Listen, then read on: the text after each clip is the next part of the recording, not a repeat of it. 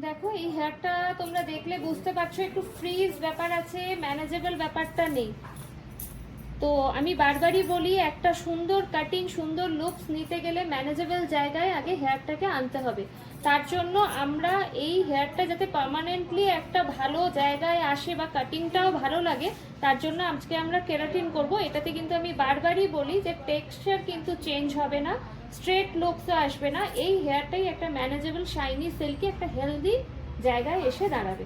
তো হেয়ারটা আমি দেখাচ্ছি, দেখো দেখলে তোমরা বুঝতে পারছো। এরকম অনেকেরই হেয়ার থাকে, অনেকে হয়তো এসে বলবে যে না কাটিং করে আমাকে ঠিকঠাক একটা জায়গায় করো। আমরা বেস রেডি করে নেব, ছোট্ট করে একটা ট্রিটমেন্ট দিয়ে সেই সময় করে আমরা কাটিংটা করে দিই।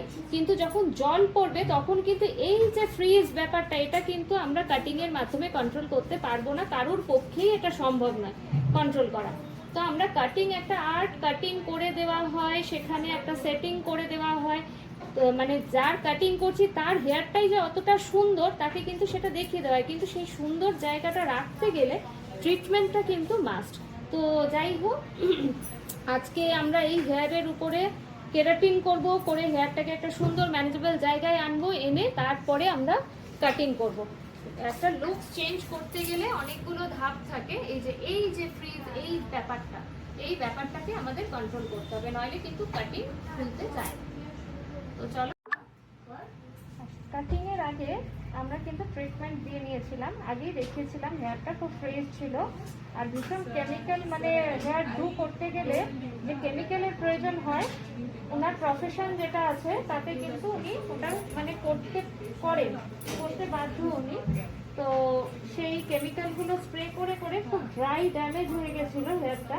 তো উনি কাটিং করতে এসেছিলেন। তো কাটিং তো ওই হেয়ারে অত ভালো ফুলবে না আমি বলেই দিয়েছিলাম। তো তারপরে ওনাকে একটা ট্রিটমেন্ট দেওয়া হলো, দিয়ে হেয়ারটা দেখতে পাচ্ছ একটা হেলদি জায়গায় চলে আসলো। এটা কিন্তু স্টে করবে, এই যে হেলদি জায়গাটায় যেটা আসলো শাইনি সিল্কি, এটা স্টে করবে। তো কাটিং করা হলো, কাটিংটা দেখো কিরকম লাগছে, হেয়ারিকার কাটিং দেখো। অবশ্যই কমেন্ট করে জানিও যে কিরকম লাগলো আজকের কাজ তোমাদের সকলে। কিভাবে রাখবো যতটা নিজে করা যায়। হ্যাঁ, আমাদের ফুল কমপ্লিট হয়ে গেছে। এই দেখো কিরকম লাগছে। ওনাকে তো জিজ্ঞেসই করবো, ফ্রন্টটা ব্যাক চেয়েছিলেন উনি, একটু সাইডটা একটু রাখতে।